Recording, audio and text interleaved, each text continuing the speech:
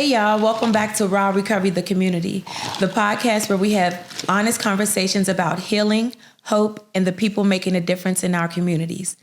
Today's conversation is one that's very close to my heart. A few months ago, I had the privilege of attending an event where today's guest was the featured speaker. The moment I heard her speak, I knew I wanted to continue our conversation. We connected afterwards and stayed in touch ever since, and today I'm honored to finally have her on our show. Many people affectionately know her as Mama Peggy, and once you hear her speak, you'll understand why. She has become a mother to so many in the communities, and not just through her words, but through her actions. She pours into young people, supports families during some of their darkest moments in their lives, and stands alongside those who have been impacted by gun violence with compassion, strength, and an unwavering love. Through her work with the community outreach, with the youth, and violence prevention, Mama Peggy reminds us that healing isn't just about recovering from what happened. It's about building a future where hope can exist again. She has dedicated herself to stopping the cycle of violence by investing in people, believing in young lives, and showing up in communities that they feel they are alone. Today, we are going to have an honest conversation about grief, loss, healing, community, and what it truly means to turn pain into purpose. Please join me today by welcoming Miss Peggy. Miss Peggy, introduce yourself to the people.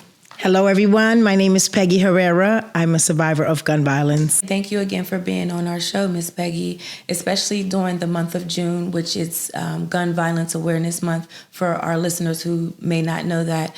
Can you share with the people a little bit about what this month means and what it means to you?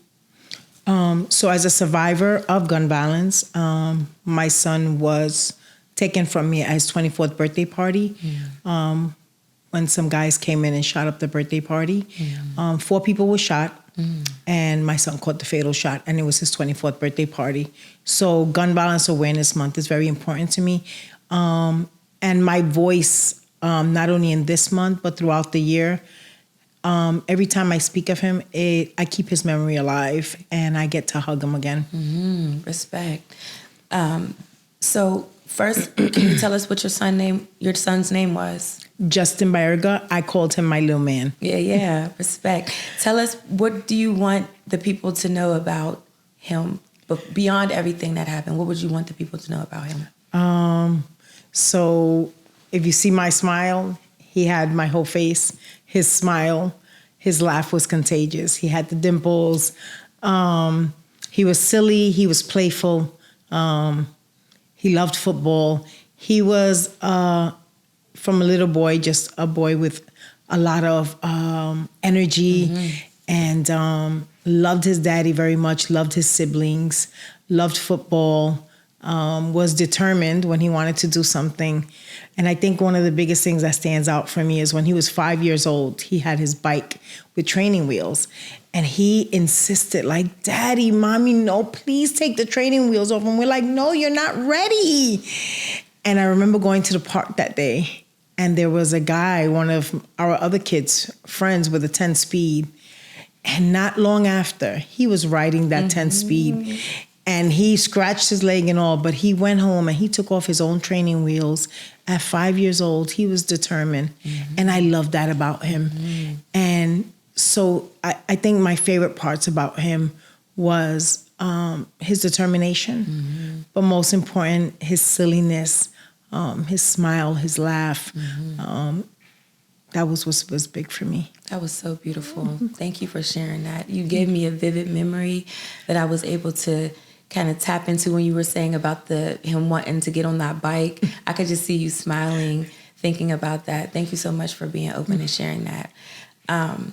Take us back to the moment when typically someone might hear about a tragic event via a phone call, but you were right there.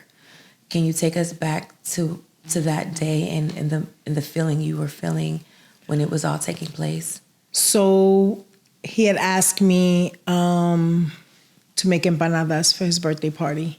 And so he loved empanadas. And so I made him a tray of empanadas, and I met him at his friend's house where he got dressed at.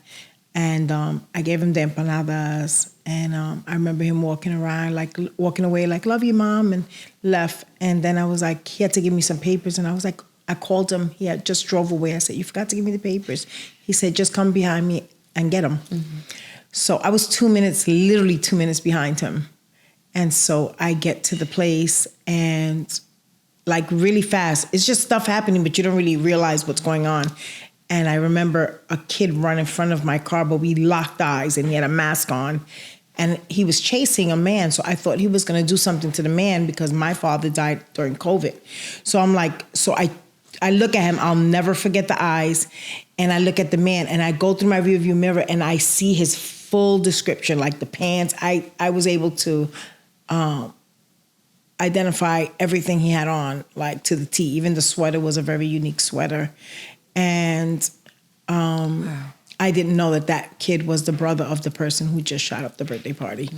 So I'm driving, now I see cops and I'm like, wait a minute, what's happening? Is like, my son's getting arrested or something?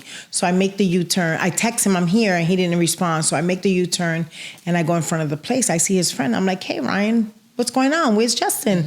And he just puts his hand over his head like, Mom. And I look behind him and they're trying to keep my son alive on the floor. And 3 other people were shot, but my son caught the fatal shot. Right. I tried to get through. They wouldn't let me through. I'm like, but that's my son.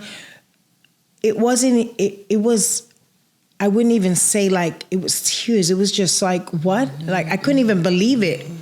That was my child, right? You never think it's gonna come to your front door, but it was my front door. Yes, ma'am. When you were just explaining, like, you couldn't believe it, that was one of my next questions, because I know that whenever you're experiencing a traumatic experience like that, your body can shut down, or you can like just leave your body. Can you tap into what your body was feeling at that moment?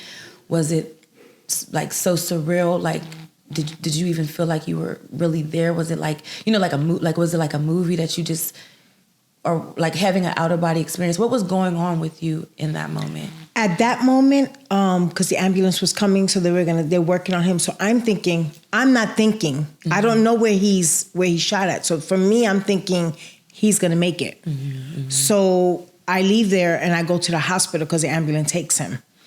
And I get to the hospital, they weren't gonna let me see him. And I think there is when I realized where I was at. So I stood outside, detectives were there, they weren't gonna let me see him. My daughter was like, no, you have to, that's his mother. Finally, they let me in. When I saw him on the table, it looked like he was just sleeping. It still didn't seem real. I started to touch his ears and I'm looking at him touch his hair. Like, it just didn't, I'm like, no, like it just didn't seem real to me. It just felt like he's coming home. But before I went in that room and I was outside, an officer came out to me. There was no one in that hospital, social workers or no one, but an officer came out to me and he was like, he just walked over to me like he didn't make it. Mm. And I just would like, my first thought was I looked at the street. I was in Jamaica Hospital. I looked at the street and I was ready to go. Because if you know my story, I lost my husband to cancer, my dad to COVID. Mm-hmm. But my child, I didn't even know what to do. And I dropped to the floor and I just remember, and then that's it. I was in shock after that. And for 3 days I went home and I was walking barefooted outside, and I remember being home, no shower, didn't wash the dishes, nothing. And didn't know what was next. Like, he's coming back. And I was like, God, where's Justin? Like, where's Justin? I could not believe it. And I was in shock. Mm-hmm. Mm-hmm. Yep. You said you buried your husband, you buried your father. No parent should have to bury their child. Mm-hmm. I couldn't even, I'm with every episode I say, I try to put myself in my guest's shoes. It's almost impossible to do that at this point. All I can do is listen, and listen empathetically, because it's unimaginable. Mm-hmm. You were explaining about how the officer just said that he was no longer with us. aside from that, you were saying you also remember looking at the street corners. What else do you remember in that exact moment? Were you the only? You said your daughter was there. What was what was the conversation going on between the two of you? There wasn't even conversation. My daughter got there. She hadn't really spoken to my son for 2 years. They kind of had like something so small that wasn't. But so she came, and I guess none of us thought that that was going to be the last time we saw him.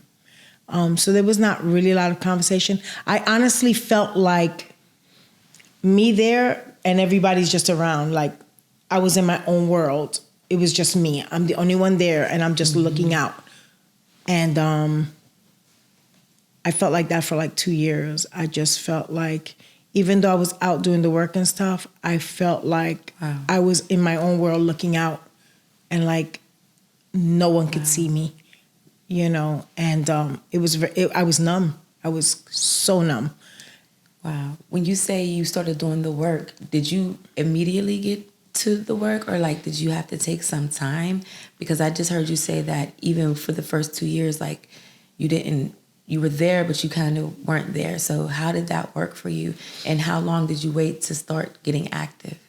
So I was working with the kids in the youth facilities. So I took 2 months off. I had the time, but whether I had the time or not, I was not going back to work, not yet. So I took 2 months off, and when I did go back, they offered me a promotion. And when I went back to work, I was just doing the work. Because it was kids, so of course you just care and nurture the kids no matter what. But I knew I was different. I knew something about me had changed. I realized that my whole identity changed. And now I was trying to find out who I was now. Because, you know, you lose your husband, now you're the widow. You lose your dad. But your child, that was like, I didn't even know how like to speak or what to say. I just knew that I was a different person. Yeah. And then shortly after, the new position was offered to me. At the same time, I was offered a position with the organization I now work with, Not Another Child. And I felt like God really put it on my heart to move forward and do that. And so I didn't take the new position. And I just continued to do the work, slowly getting back my strength. Right. I don't think I've really fully, and of course, it's not something you ever heal from. You just kind of learn to walk with the limp. But I think in the last, I want to say 8 months, that there's been a shift. Recent 8 months. Really? Yes. Wow. And I've kind of like, I guess I read something in the Word, and you know, because I read my Bible, that really gave me strength. It was something that I had never seen. It was a revelation. And I knew that God had called me. I don't necessarily think that my calling is just with youth. At one point, I thought it was just women. Then I thought it was just youth. Right. But then God put on my heart and confirmed it through someone that it's people in need. And so my assignment is just to, wherever I'm at, just to love and nurture people where they're at. Come on. Never receiving that nurturing myself, wanting to give what I never had. Respect. And you do it so gracefully. You really do. The first time we met, we were actually speaking before we started recording. You were saying how we don't embrace each other with love, even on our first encounters. And the very first time I met Mama Peggy, I went to shake, get in these arms, hug me. And I'm like, okay, I couldn't wait to hug you. Like, so, like I said, you're doing the work, and it's noticed. Like, you know, it's like we can see the passion. When I heard you speaking, there was a gentleman, I won't mention his name, but there was a young man that you worked with, and he was up there speaking. And he's now, I actually seen him on a infomercial with the mayor. So, like, you know, he came out of jail and he's already doing the work, you know, and he's doing the work. And he's been connected to you, and you've been able to connect him to other people, help him to get jobs and clothes and things like that. That's what we do. That's what we're here for. People need people, right? Yes, absolutely. Can you again take me back? What's something from that day that you still can't forget emotionally? What's an emotion that you can actually feel still to this day? I think for me is I want to say that even though I didn't get to say goodbye to him, I think for me is, I think my biggest struggle is I couldn't save him. I don't know what his last thoughts were. Did you call for me? Because he called me for everything. One of the things that I loved about me and Justin, because he struggled when he lost his daddy. I mean, oh my gosh, his father, his daddy loved him so much. And that hurt him, but you didn't really see it till he was like 16. And the anxiety started to kick, the depression started to kick in. And, you know, he would go into crisis. And I mean, I was arrested when I called while he was in a crisis at one time. And I held the police department accountable for that, which landmarked that lost the class action against NYPD and Mayor de Blasio. It's still going on, 7 years. I watched my son struggle, but I remember one time I said, Papi, you know, you need to find someone you can trust, a man that you can really trust and talk to. And I'll never forget, he said, I have you. Oh, wow. And I'll never, like, that always plays in my mind.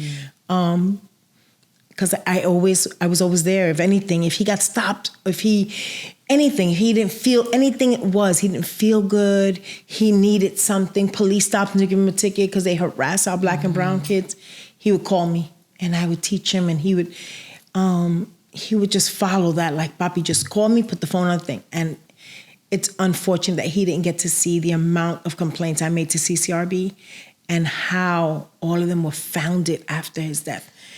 Wow. So I used to fight for him, and he used to think there was never going to be victory. I feel like my son died without hope, thinking that the things I was fighting for were never going to come to pass. And like the closing of the boat of Rikers Island, those things, I'm part of the closed Rikers, and the CCRB calls and the advocacy for him, you know.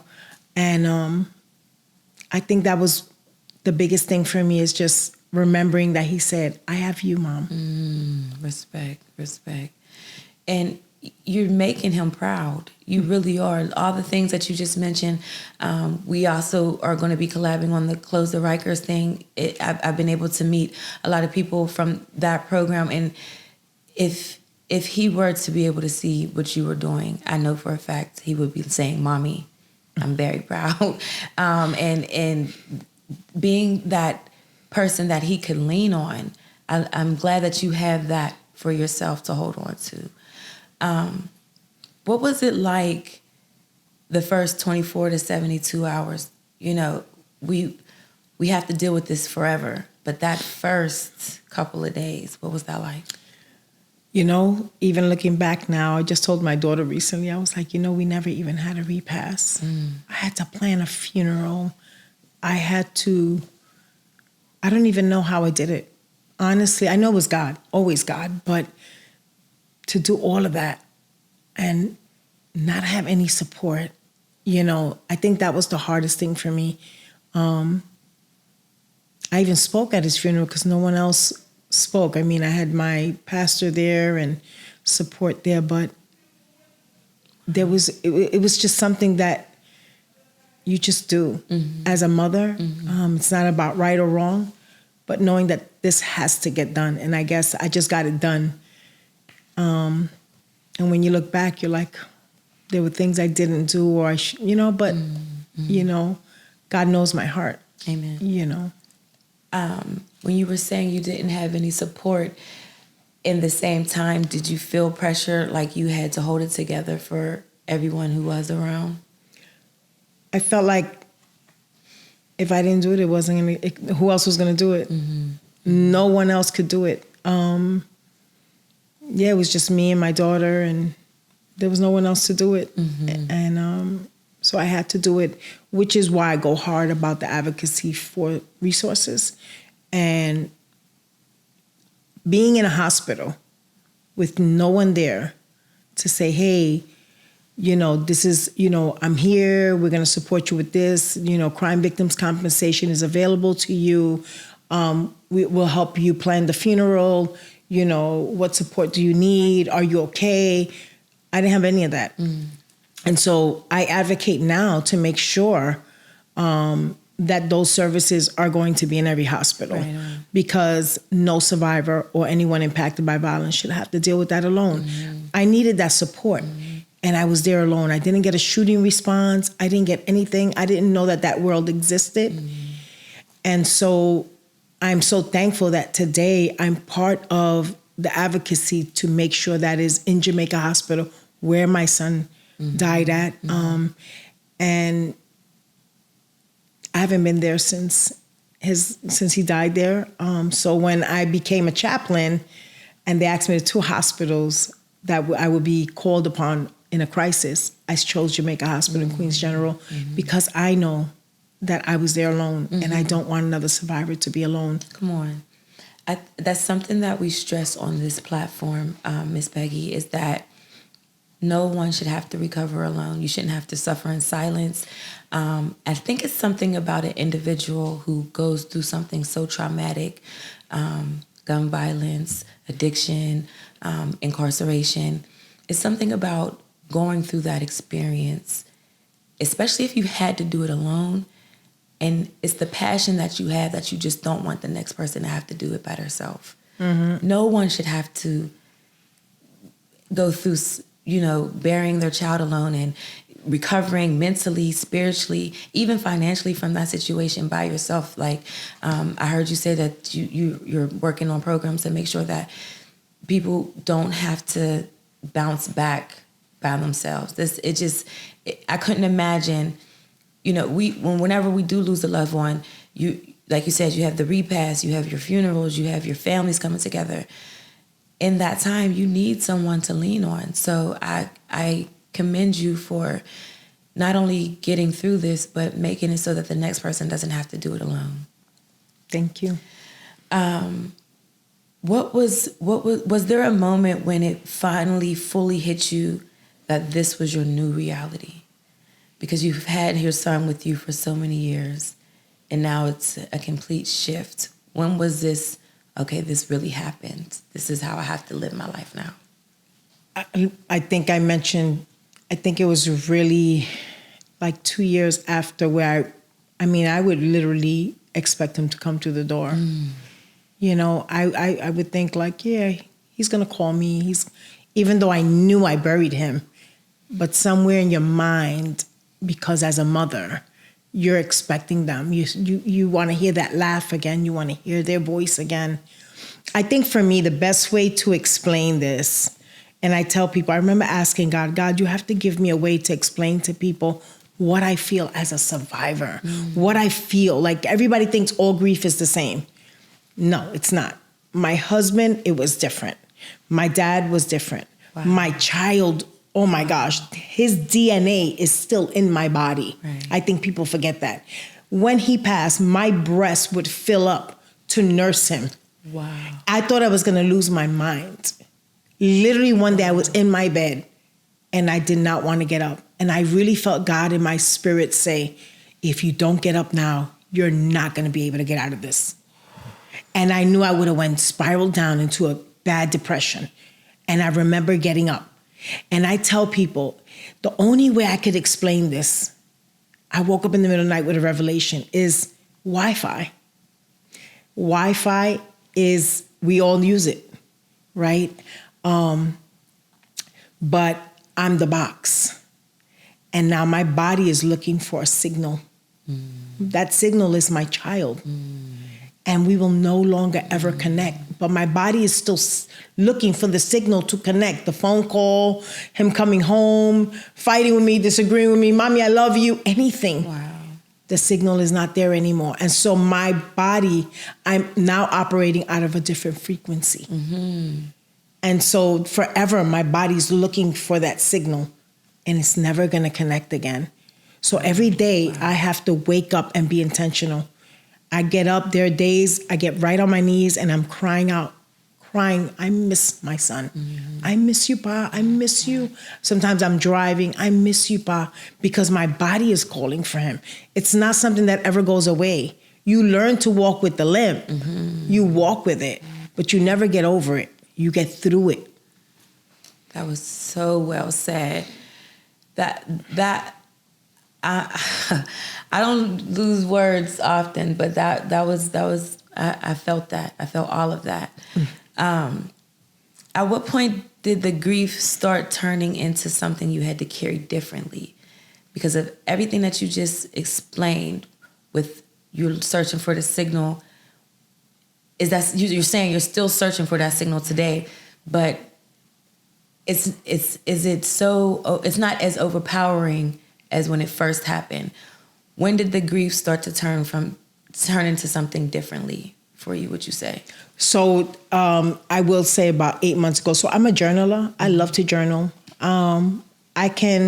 So after his death, I found like I lost my voice. I kind of lost my train of thought. Sometimes I'll say stuff and like, did I make sense?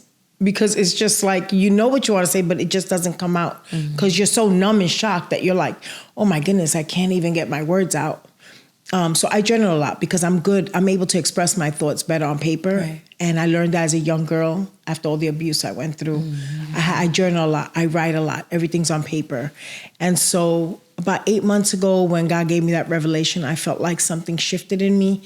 And I knew, and I always say it out loud, I know he's not coming back. You're not coming back. I was screaming it out. You're not coming back.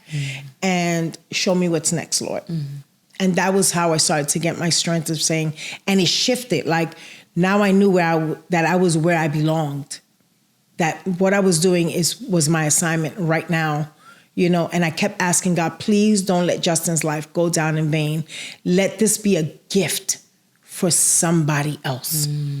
And so that's the way I've been moving. Come on now. You mentioned earlier that prior to losing your son, you were already in the field. You were already doing the work.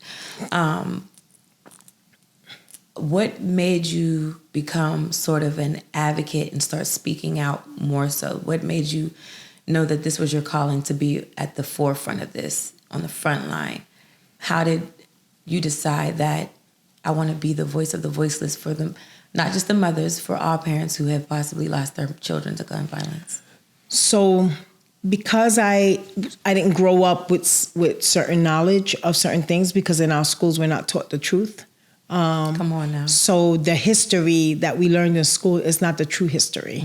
And so growing up in a family that was, it was an abusive upbringing, a lot of trauma, and you're told to stay away from certain people. That's what it was. But I found that on my own at 13 years old, when I had nowhere else to go, it was the very Black family that took me in. And they were so poor. Like we literally heated up the iron on the stove. But the love, I can't even begin to tell you. And that's what drew me. And from there, as I grew up, I had to learn a lot of things about life on my own. And once I understood that it was generational, that there was something more to this, and that people were saying stay away from certain people was actually us just being against each other, not healing. There was a lot of unforgiveness. I was just like, no. Respect. And so now that I understand that there's a generational, that it's something generational in our communities, and that the trauma is what led me to where I was at, I knew that I learned to do things differently. I learned to do things differently. I educated myself. And because of that, I was able to get into the work. My brother actually told me, sis, I was working with the youth. I did prison ministry from young. And he said, sis, you would really love this with the Khalif Browder story. He said, sis, you need to join this organization. It was Just Leadership. And so I went one day I was like, okay, let me go. And I was like, oh my gosh, I fell in love. I was like, this is the truth. This is what I've been trying to learn about. And I learned the truth about that. So I joined Just Leadership, and I got on the Close Rikers campaign, which I use my voice a lot on. I'm really big on the mental health part, because if our minds are not good, I don't care what you do. If you're not working on making the mind better, you're failing, because you can't work from the outside and you have to work from the inside out. Mental health, I'm on the Fines and Fees Act, which is being a voice where when people are arrested and they're charged a fee once they're released. Oh. Yes, everyone. And now you're telling someone, if you don't pay this within a certain amount of time, they're going to put a warrant out for you and they're going to arrest you. Oh. But we all know the cost of jail time costs far more than a little few $100 ticket. So you're going to pay thousands, because it costs over $500,000 to keep someone on Rikers Island for the whole year. So imagine for the month. You got to pay for the administration, the overhead, everybody who's got to work in that court to arrest this one person for a few $100. Right. Make it make sense. Right. So somebody's really making money off the poor and off of black and brown. Call it out. You know, so for me, because I understood that, that's what kept my voice in. So I use my voice. Wherever I'm impacted, I use my voice, whatever it is. And so now, even with my son's death, I knew after some time, it took me some time to realize, you know what? I know there's a generational curse here. I know that there's something. It's designed. It's not broken. People are like, oh, the system is broken. No, it's not. They're doing exactly what they're supposed to be doing. That's how they designed it to be. But we have the voice and we have the power to change it. And far too long, we failed each other, right? Because if other cultures could do it, we haven't done it. It's because we've poured into their cultures while we've neglected ours. Call it out. And it's time that we get up and fight for ours. And so that's why I continue this work. And even with the person who took my son's life, you know. Respect. I definitely, we could segue, because I was going to mention that. I know when we first met, you mentioned how empathetic you are, how compassionate you are about this fight. But you also mentioned the compassion that you had for the person who did take your son's life. Can you talk to me about that and how you were able to tap into that compassion, what it looks like? Have you been in contact with his family? What does that relationship look like between you all? So I don't have a relationship with him. I don't even know him. I was told Justin didn't know him. So I feel like because I've done so much advocacy and I've done a lot of healing in my own life, I've gone through a lot of intense healing. And after losing my husband and just losing everything and growing from that little girl that was neglected and abused and growing up and getting the healing, not once have I been angry at this young man. Not once. And because I've worked with so many inside the facilities, all I could think of was, what got him there? What got you there? I don't want to know why. What happened? What happened to you? Right? And sometimes I'm like, Pa, I know you must be upset with me. But he knew how I was. He knew, and he loved the work that I did. So I couldn't look at him. I'm thinking of a young man. It could have been my son, right? You know, it could have been my son to actually try to get back, or it could have been anything to defend himself. It could be any of our kids. We don't know what anybody's capable of. And I just think of, if I had a chance to meet him, I would like to ask him what happened. Because you didn't just decide in one day that you were going to go and shoot up a birthday party. Something happened. And it didn't start on that day. It started years ago. And so God has given me a heart for him after he was arraigned. When the detectives called me and said, we got him. And I went to court. I already knew his information because I'm on Peggy, and like a lot of young people know me. And so it could have ended a different way, but I was not going to allow the cycle to continue. Right. And so when he was arraigned and I saw him come through, I knew his face because I know already the information I was given. Right. And I went home that night and people were calling me, how are you? Are you okay? What are you feeling? I was like, I don't know what I feel. And I remember and I avoided going to bed that night. It was already 12 o'clock. It was like I was avoiding going there because it's almost like I just knew that I didn't know what God was going to speak to my heart. And I finally get in my room and I sat down. I'm like, God, I don't know what I feel. And I just started crying. And I just prayed for him. And I was like, oh my gosh, Lord, you really love this young man. Whoa. And I was like, I just prayed for him and I cried for him. And I'm like, and so every time I go to court, I make sure that there's peace there, you know. I never look at him with any hate. And I know it's not something I'm making, because it's not even in there. Like, I try to work it up one day and it was like, it's not even in there. Right. So I know God really loves him and he's loving him through me. Recently, the brother that ran in front of my car died like 2 months ago. And I heard about it. Somebody called me from the neighborhood. They were like, did you hear? And I'm like, no. And I immediately called an organization. I'm like, listen, I know I'm not supposed to care. Society tells me I'm not supposed to, but I need someone to go to that mom. She's a survivor. She's losing 2 boys. Ooh. And so my heart is looking at a mom who, she didn't ask for this. You know, I don't know what her story is, but God gave me a heart. And I pray for her and I pray for him all the time. Does he have to be held accountable? Yes, absolutely. You took a life. Yep. But the resources, how you come back to our community is going to make a difference. That's right. So reentry doesn't start 30 days before you come home. Reentry starts the first day you set foot in a jail or in a prison. That's when we start to make things better for you and start to figure out what got you here. Because if you're Board of Corrections, what exactly are you correcting? They're coming out worse. And when people say, well, we're afraid because they're coming out and, you know, to our community, they're not going to your community, they come back to ours. Right. And so how they come back out to our communities makes a difference, because then our own communities are just hurting each other. They're causing harm to each other. Come on. So how do we end that cycle? By making people better. And it starts day one. Day one. I respect that. Whenever we think of reentry, it shouldn't be, we're about to get out, let's start.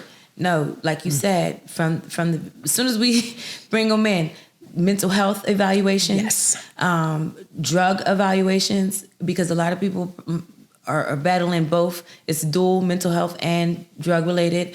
And sitting in Rikers, just sitting there, letting time pass when you could be getting resources.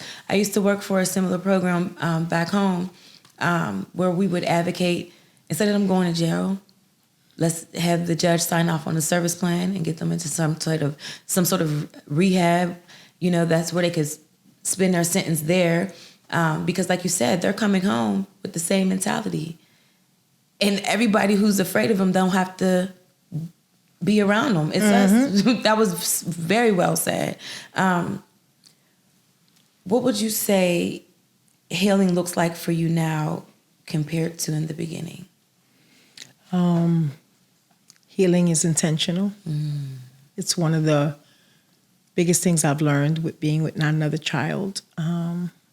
My director and co-founder and founder of Not Another Child, her son was innocently shot dead 20 years ago, and she started the organization Not Another Child.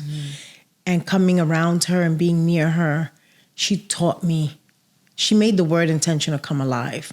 Like, we hear it, we know the word, of course, intentional. But she made it come alive. And so every day I choose to be intentional, right? Even on the days that I don't want to get up. But I've learned to just get up every day. Healing is self-care. You know, I take those moments when I'm alone and, you know, and I just take time for Peggy. You know, it's just sitting down reading.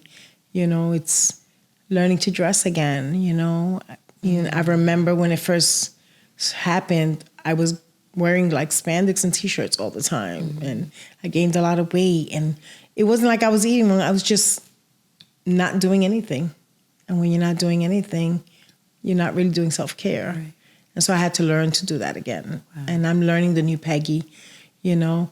And I used to say when I was young and, you know, and before Justin was taken from me, like, I've gotten to know Peggy. She's pretty cool, right? I didn't always like her. But now more I'm learning to know the new Peggy, and learn my identity now. Still trying to figure out things. But just leaning into God and making sure that I stay focused. And journaling. I write a lot, which is actually a project that I'm working on now. I'm working on something. Respect. Self-care. What do you want people to understand about grief that they usually don't? As you mentioned earlier, and that was a phenomenal breakdown with the passing of your husband, the passing of your father, and then your son, everything felt different. It's all grief, but it was all different. What do you want people to understand about this specific grief? That it's not the same, right? I didn't give birth to my husband. While I loved him dearly, he was my very best friend. And I didn't give birth to my dad. Even though I didn't have him growing up, we were very close. My child lived in my body. He's the only one that knows my heartbeat from the inside.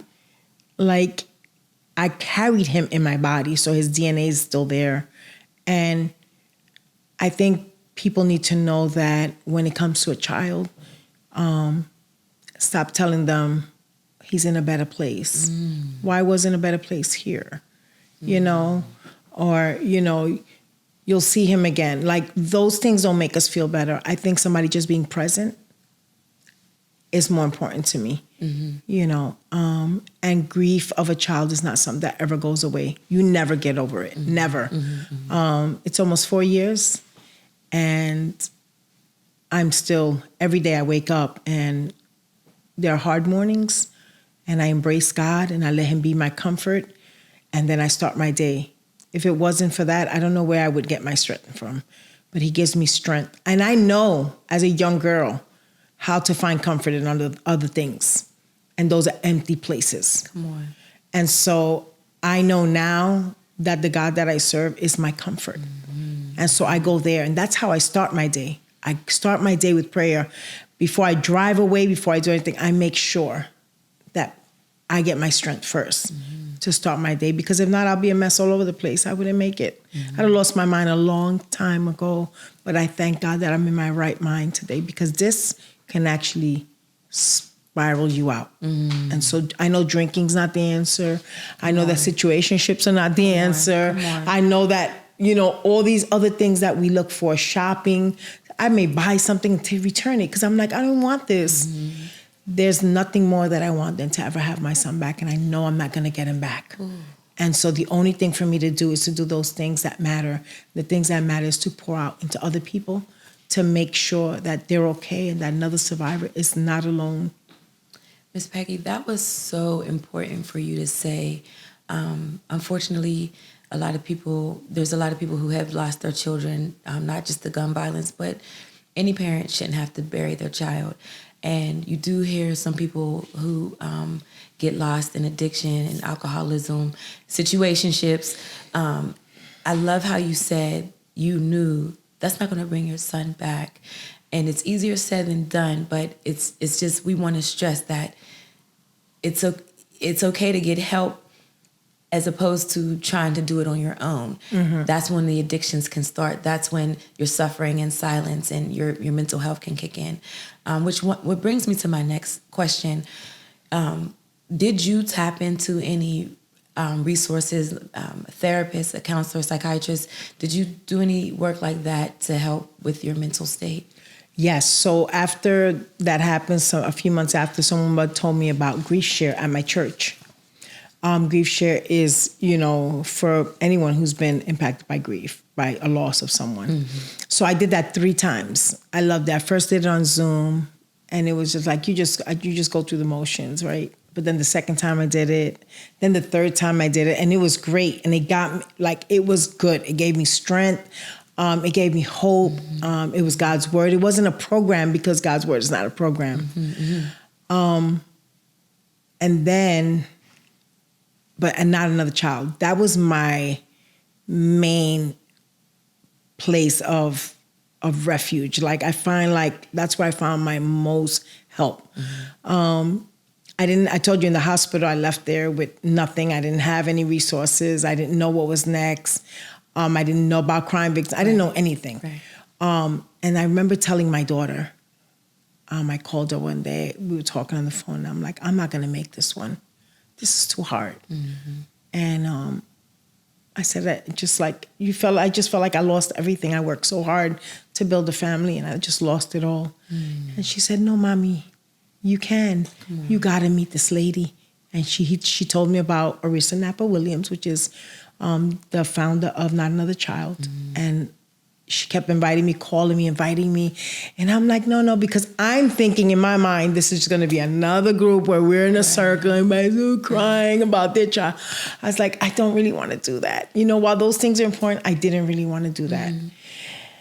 And when I finally went, oh my gosh, it was like, I've missed out all this time. And it was there that it was through activities. It was through moments that we sat in sessions as a group, where I met other survivors, where they embraced me, where we just loved each other. When we were together, we were strong together. And I think that was where I really got a lot of my strength. So after I did the grief share third time, I was like, okay, I stood with Not Another Child, and I'm still there. And shortly after, she offered me the position as program manager. And I'm there now. And it's not even about a title. It's about understanding what I live every day. And when I hear a survivor going through that, so when I see them, I understand like, oh, you were up last night, or you were like, I understand that feeling because I'm living it. And so I'm very protective over the survivors. I don't want anyone to hurt them anymore. And so I don't leave any open doors for anyone for any nonsense or any foolishness. I just want us to love each other and be strong for one another, because we're already hurt enough. Beautiful, beautiful, beautiful. Miss Peggy, what do you want your son's legacy to be now? What do you want it to mean? I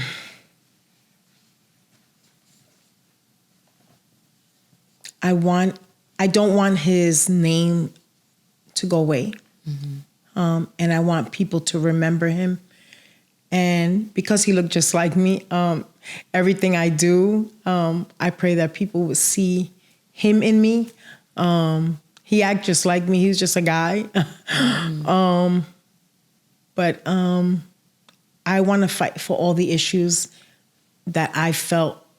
I want to fight for the resources and the help that he was never able to get. Even when I used to hear the pain, like the way he used to cry for his dad.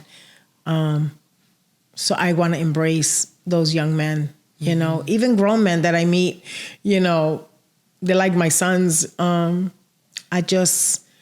Keeping Justin's legacy alive is loving on other people the way I loved on him, because there was still so much love for him. Like, he was like my little man. I used to say, you're my cheese between two breads. You're my white on rice.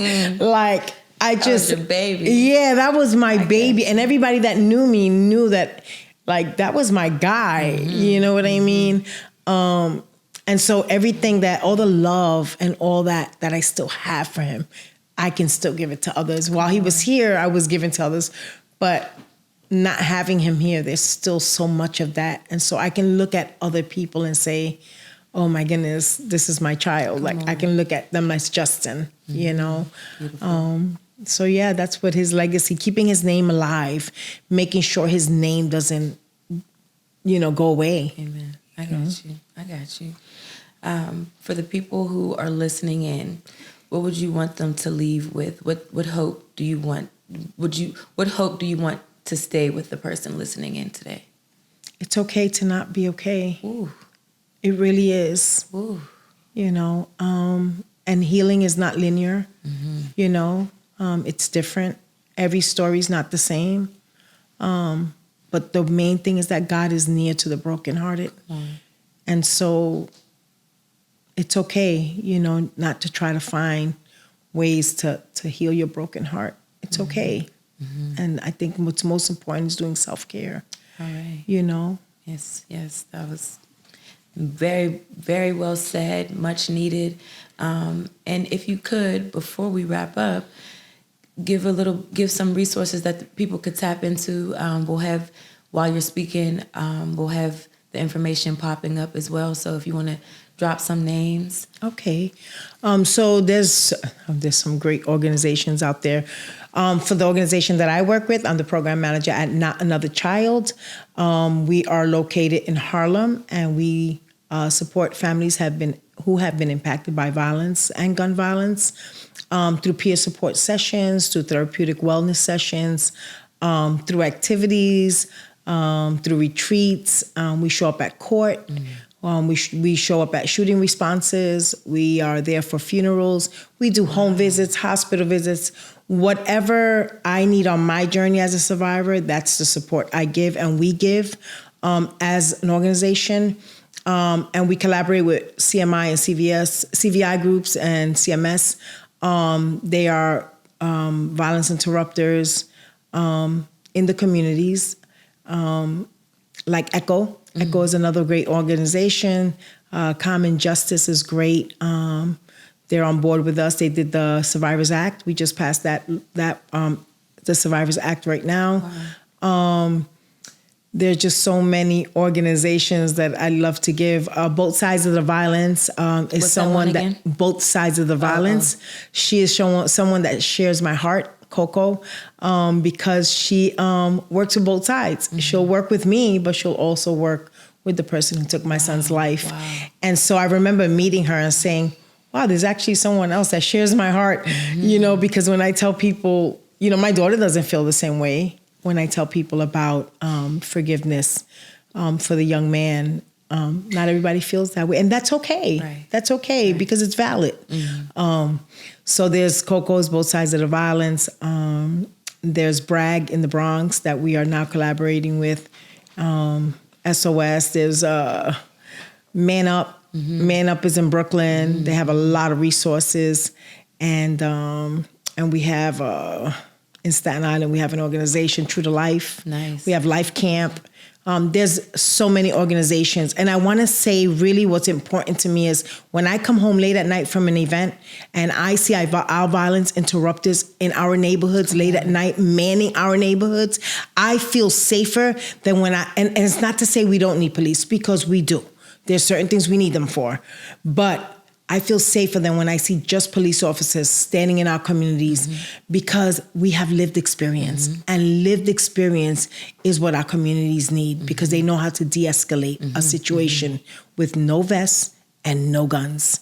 And so I appreciate our men that are doing the work and that are standing up, being the men. Respect. Yes, respect. I love it. That's a fact. I'm here for it too. Yes. And Miss Peggy, share with the people what you got going on in the community.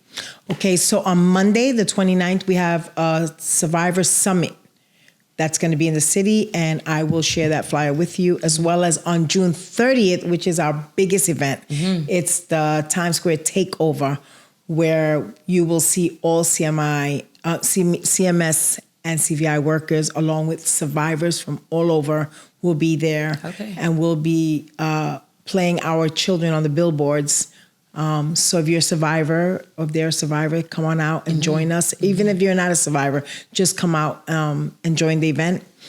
And I just want to add that public safety is forgiveness. We can't continue to fight for others in our communities to be safe if we don't forgive each other and if we don't even like each other. Wow.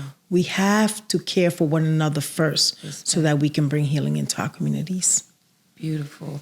And those two events, you'll see me there. Put it on my calendar. Again, the work that you're doing in the community, phenomenal. The organizations that you just mentioned, phenomenal work that they're doing. I did also want to share with the people some nations. She was able to share with us some local places in the New York area. These places that I'm going to mention, anyone could tap into, whatever area. There's one specifically, Victim Connect Resource Center. You can contact them at 1-855-4-VICTIM. And that's also 1-855-484-2846. Again, the number 1-855-484-2846. 2846. They're available from 8:30 a.m. to 7:30 p.m. Eastern Standard Time. Then we have a 24/7 network, crisis line that we mention every episode, 988. Wherever you're at, 988. If we can't give you the resources, they'll put you in the right direction. And then we also have the National Domestic Violence Hotline, which is 1-800-799-7233. You can even start with a text with 88788. People, there are resources. There's a lot of help out there. No one has to suffer in silence anymore. We have individuals like Mama Peggy putting boots to the ground, getting out there, working with individuals. People need people, and we're in this together, as we say every episode. So if you're tuning in, we really appreciate you checking us out. And don't hesitate to reach out. Also, as I also drop, our email is rawrecoverytc@gmail.org. The TC stands for the community, Raw Recovery, the community. Again, that email, rawrecoverytc@gmail.com. If you have questions or you want to hear a topic that we haven't been able to bring up yet, reach out to us. We appreciate you guys tapping in. We'll see you next time on Raw Recovery, the community. Peace.